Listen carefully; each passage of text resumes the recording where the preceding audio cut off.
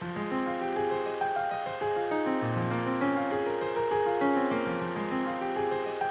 زمن كانت فيه كرة القدم أكتر من مجرد 90 دقيقة، وقف مختار التتش على راس بعثة الأهلي في رحلة تاريخية، رحلة صنعت الذكريات وأثبتت إن الأهلي ما كانش مجرد نادي لكرة القدم، لكنه رمز يتجاوز حدود الملعب. مختار التتش في 43 حارب الملك سفرنا لفلسطين، وال6-0 دي شرف ليوم الدين، موقف مختار وحيدر تاج على راس الأهلاوي.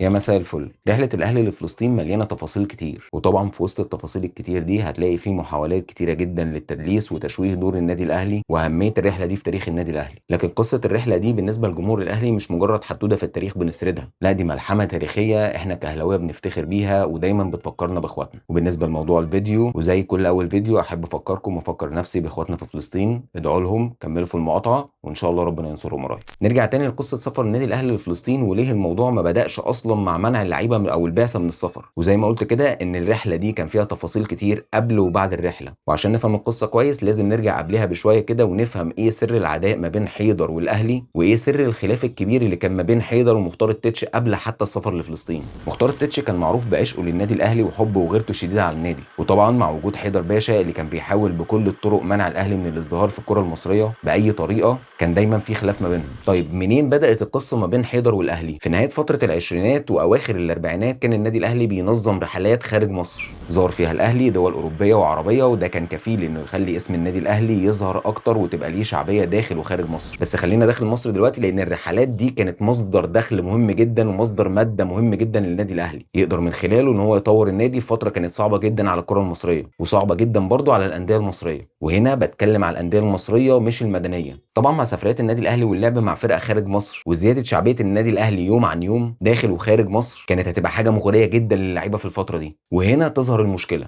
لان حيدر باشا اللي كان وكيل الاتحاد وبعد كده بقى رئيسه، وطبعا رئيس نادي المختلط وياور الملك ورئيس مصلحه السجون وشويه كده حاجات فوق بعض، كان بدا يقلق من زياده شعبيه النادي الاهلي واستقطاب اللاعبين ليه، وبالذات بعد سفريات النادي الاهلي المتكرره وتطور النادي الاهلي ماديا. وهنا وبعيدا عن واقعه السفر لفلسطين هنلاقي ان في واقعتين تانيين متشابهين جدا بتثبت لك الكلام ده طبعا بعيدا عن الطريقه اللي كان بيسلكها حيدر والمختلط في ان هم يمضوا اللعيبه، ودي ممكن نبقى نتكلم عليها في فيديوهات تانيه. لكن نرجع مثلا لسنه 1929 وطلب الاهلي انه يسافر للاراضي المقدسه بفريق الاهلي الابيض. ما تستغربش كان في فريق بالاسم ده تابع للنادي الاهلي، لان في سنه 26 الاهلي قرر انشاء فريق باسم الاهلي الابيض، وبعدها بسنه في سنه 27 قرر انه يعمل فريق تاني باسم الاهلي الازرق، وكانوا بيشاركوا في البطولات عادي جدا، وكانت فرق مليانه بالمواهب. وطبعا مع طلب الاهلي للسفر في 1929 بدات الصحف تشيد بموقف الاهلي وطالب الاتحاد انه يوافق على سفر الاهلي، ولكن قوبل طلب النادي الاهلي بالرفض، ويا ترى من مين؟ هو بعينه حيدر باشا وكيل الاتحاد. لكن طلب النادي الاهلي ده كان مميز جدا ولسبب صغير، ان حتى مع سفر بعثات رياضيه تانية في الفتره دي، كان بسفر النادي الاهلي في الفتره دي كان هيبقى اول فريق كوره يسافر للاراضي المقدسه. يعني الاهلي لو اتوافق على طلبه ده كان هيبقى اول فريق كوره يسافر لفلسطين. بس كده اكيد لا. نيجي لسنه 1949 وبالتحديد في شهر مايو، وكان الاهلي جاله دعوه من انديه في السويد، والاهلي بيتقدم بطلب رسمي للاتحاد للسفر. الصحف ساعتها برضو اتكلمت عن الرحله دي وان ده فيه فايده لسمعه الكره المصريه، وان ده فيه فايده فنيه كمان.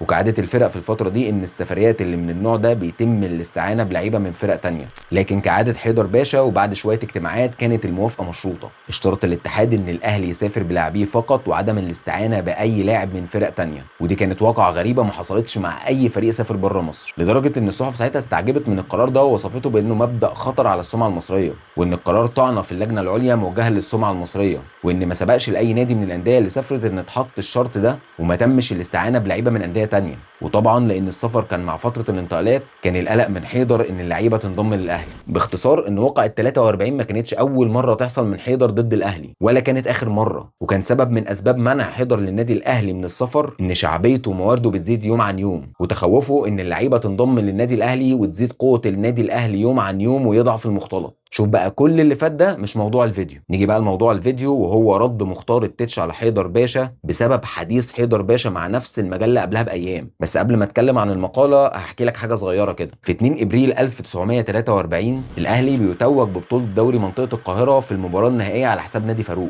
فاز النادي الاهلي في المباراه دي بنتيجه 2-0 وقدر انه يتوج ببطوله دوري منطقه القاهره. وكان من المفترض ان في مباراه نهائي الكاس كانت هتتلعب يوم 23/4 يعني بعدها بحوالي 20 يوم، ولحد يوم 21/4 كانت الصحف بتتكلم عن المباراه انها هتتلعب بشكل طبيعي جدا وفي وقتها المحدد ليه. لحد هنا مفيش اي مشاكل، يعني الصحف قبل المباراه بيومين كانت بتتكلم عادي جدا ان مفيش اي حاجه تمنع ان الماتش يتلعب، وكانوا بيتكلموا عن اهميه المباراه دي. ولكن يتفاجئ الكل ان تم تاجيل المباراه بدون اي سبب معلن او مبرر منطقي يقول ان المباراه تتاجل. بعدها اقترح حيدر والاتحاد ميعاد جديد للمباراه، وهنا كان رد فعل النادي الاهلي انه بعت خطاب رسمي للاتحاد بيخطروا فيه ان المباراه تتاجل لبدايه الموسم، وده لسببين. النادي الاهلي حس ان في تلاعب في مواعيد المباراه وان مفيش اي سبب منطقي للتاجيل، وان الميعاد الجديد ده كان بيتعارض مع الامتحانات بتاعه الطلبه، وان في لعيبه كتيره جدا طلبه موجودين في النادي الاهلي. وركز قوي في الحته دي عشان هنتكلم عليها بعدين. خد بالك ان النادي الاهلي كان لسه كسبان نادي فاروق في دوري منطقه القاهره وكسبان البطوله،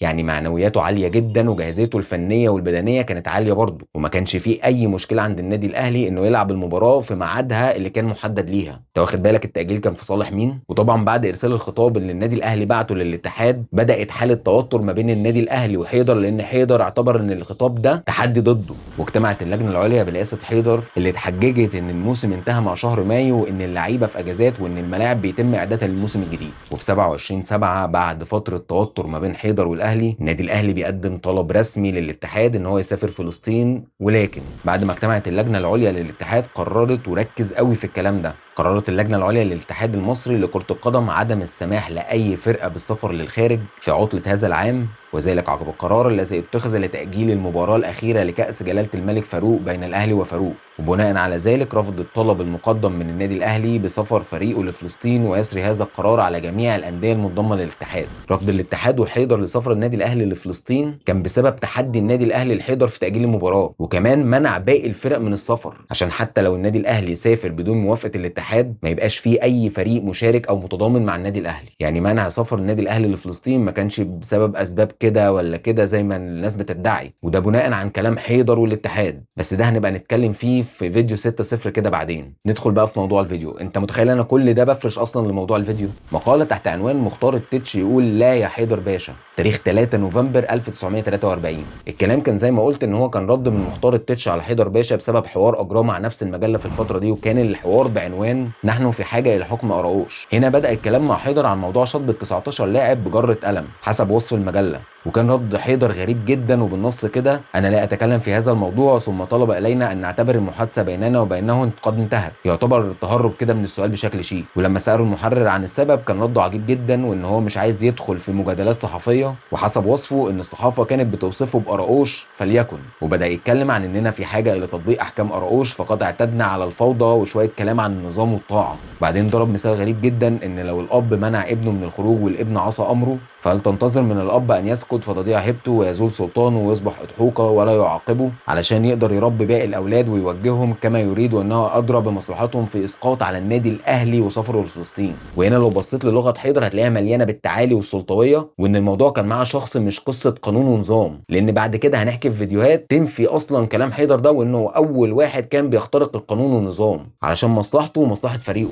بعدها ذكر ان المباراه النهائيه لكاس الملك كان محدد ليها يوم 23 ابريل واتاجلت لان النادي الاهلي اعتذر عن الاشتراك في المباراه دي بسبب تعذر تكوين فريق في فتره الصيف. انت متخيل الاحداث دي ما كانتش مر عليها شهور؟ لو تفتكر انا كنت بتكلم عن الواقع في اول الفيديو وقلت ان النادي الاهلي كان لسه كسبان نادي فاروق في دوري منطقه القاهره ولاعيبته كانت جاهزه فنيا وبدنيا وفي معنويات عاليه لان هم لسه كاسبين غريمهم في دوري وكمان كسبانين البطوله، فمنين بقى؟ وهنا كان رد التتش عليه. بدأ التتش في الرد على كلام حيدر بنقطة: أين كان الاحترام والنظام والقانون في حادثة عبد الكريم صقر لما تم انتزاعه من النادي الأهلي اللي نشأ فيه وكبر فيه وضمه النادي المختلط بدون وجه حق؟ وأين كان سعادته من انتقالات اللاعبين وتأجيل المباريات بدون حق أو سبب معطلا بذلك مصالح اللاعبين والأندية؟ فهل راعى الاتحاد في هذه الأحوال وغيرها القانون والنظام؟ للأسف الشديد لم نرى في هذه الأحوال ولا في غيرها قانونا طبق ولا نظام احترم. وكمل التتش في ردوده القوية على حيدر بأن قول سعادته أن يجب بتر الأعضاء الفاسدة فهذا قول جميل ونتفق مع سعادته في ذلك، ولكن وخد بالك من ولكن دي وطريقه رد التتش القويه وبدون خوف وعن ثقه. أخشى أن يكون سعادته قد أخطأ التقدير فنسى العضو الفاسد الذي أوصل الداء الذي أصيبت به هذه اللعبة في السنوات الأخيرة. فهناك نوع من الإداريين يشتري اللاعبين شأنهم شأن الرقيق، وهناك نوع آخر يخطف، ومعلش ماشية يخطف لأن أنا مش عارف أقول الكلمة دي، يخطف اللاعبين من الأندية الأخرى بوسائل غير راضية وبدون وجه حق. وهناك نوع ثالث يعامل اللاعبين معاملة السيد للخادم. الكلام ده مش بيفكركم بحاجة؟ تلاقي فيه 20 30 لعيب موسم استقالات، وفي طرق تبص تلاقي 20 30 لعيب، وبعدين يجي في موسم الانتقالات يروح لهم الكشف يمضوا في السجن جوه. وكمل كلامه: فهل لا يرى سعادته معي ان هؤلاء الاداريين هم الاولى بالبتر من هذه اللعبه حتى يتم لها الشفاء وان تستعيد صحتها وقوتها؟ اسطوره النادي الاهلي مختار التتش كان بيرد على كل كلمه بدليل ومنطق مش كلام مرسل، وبيوجه اتهامات واضحه وصريحه مش مجرد تلقيح. نقطه تانية اتكلم فيها التتش وهي واقعه تاجيل مباراه الكاس يوم 23، وان التاجيل ده كان بسبب عجز النادي الاهلي عن تكوين فريق. رد كده وقال ان لم اكن اتصور ان الذاكره تخون سعادته الى هذا الحد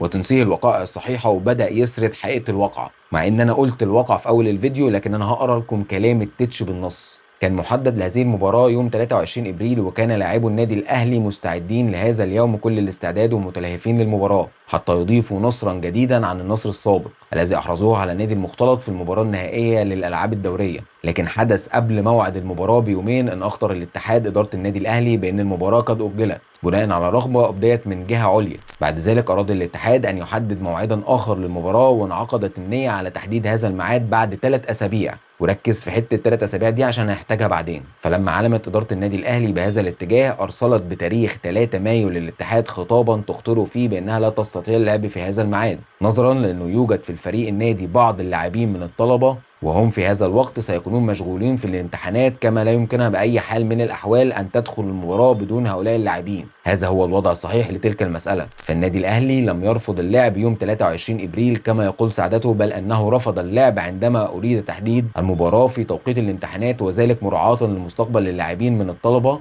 الذي هو في نظره فوق كل اعتبار. وتأكيدا على كلام مختار التتش ان الأهرام في تاريخ 14/10/1943 اتكلمت عن الواقعة دي، وذكرت الواقعة ان تاريخ الخطاب المرسل من النادي الأهلي للاتحاد بتاريخ 3 مايو بعد تأجيل مباراة يوم 23/4 بيطلب فيه تأجيل الماتش كان بسبب ان عدد من فريق الأهلي من الطلبة، وان من أول شهر مايو أخذوا يستعدون للامتحانات. وده بيأكد كلام التتش اللي قاله في المجلة، وبينفي تماما كلام حيدر ان الأهلي ما كانش مكتمل في موعد الماتش الأول، وكان معترض على الميعاد اللي اتأجل له الماتش، والجلسة دي حضرها حيدر باشا بنفسه. بس لحظة واحدة، المواعيد دي بتفكرني بحاجة. ميعاد الماتش اللي اتأجل كان يوم 23/4 واتأجل 3 أسابيع، يعني كان هيتلعب تقريبا في نص مايو. الأهلي في الخطاب بتاع 3 مايو رفض الميعاد المحدد لأن نصا كده في الخبر ان اللعيبة انقطعوا عن التمرين من أول مايو علشان يستعدوا للامتحانات. يعني تقريبا الامتحانات كانت ما بين منتصف شهر مايو مثلا وشهر يونيو، ده المنطقي. لان لو هنقول ان الطلبه بدات تستعد في اول مايو، يعني الامتحانات مثلا بعديها باسبوعين، يعني تقريبا نص شهر مايو وجزء من شهر 6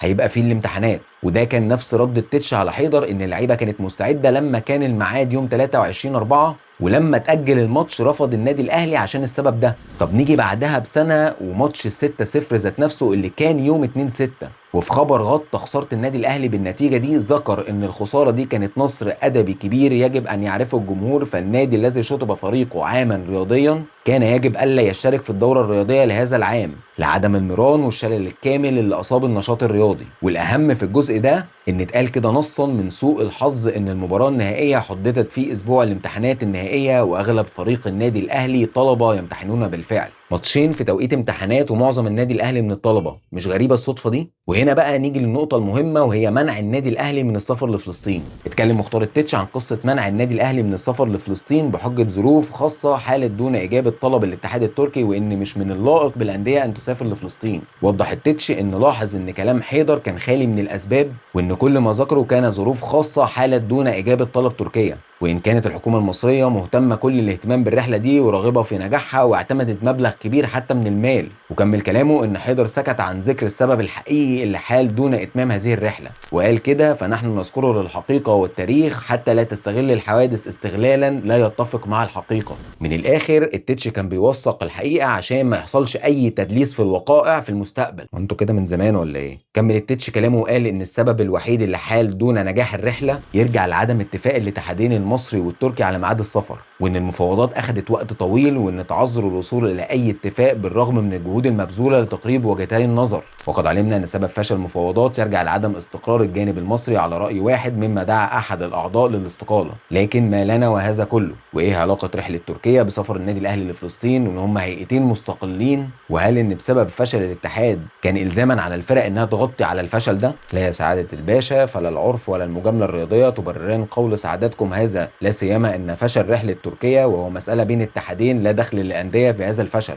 فمن غير معقول ان يلزم الاتحاد الانديه بعمل يكون نتيجه لتصرفه. باختصار عشان ما نتوهش من بعض، ان الاتحاد المصري مع بدايه شهر مايو بدا في مفاوضات مع الاتحاد التركي عن تنظيم رحلات وبعثات ما بين مصر وتركيا في العاب القوه والمصارعه وفرق كره القدم، ولكن وقت المفاوضات اخذ وقت طويل جدا بسبب تضارب المواعيد مع امتحانات اللاعبين، وكان في انشقاق جوه الاتحاد في الراي بين مؤيد ومعارض. المؤيد شايف ان اهميه السفر دي لتوطيد العلاقات، والمعارض شايف ان الرحله دي محتاجه ترتيبات وتجهيزات وصعوبه السفر. واستمر الجدال ده لحد شهر 6 وانتهى بعدم سفر الفرق المصريه. في الفتره دي ما بين شهر 6 و7 سافرت فرق لفلسطين تتنافس في كره القدم والعاب القوه والملاكمه والسباحه، يعني ما كانش فيه اي حاجه تمنع الفرق دي من السفر لفلسطين حتى بعد فشل المفاوضات ما بين مصر وتركيا في تبادل البعثات، لحد يوم 9/7 لما نشرت جريده الاهرام ان في فرق فلسطينيه طلبت من النادي الاهلي ان هي تلعب معاهم ماتشات، فطلب النادي الاهلي من الاتحاد رسميا السفر لفلسطين. فنتفاجئ ان الاتحاد ينزل بقرار يوم 25/7 بعدم السماح لاي فريق ان هو يسافر خارج البلاد.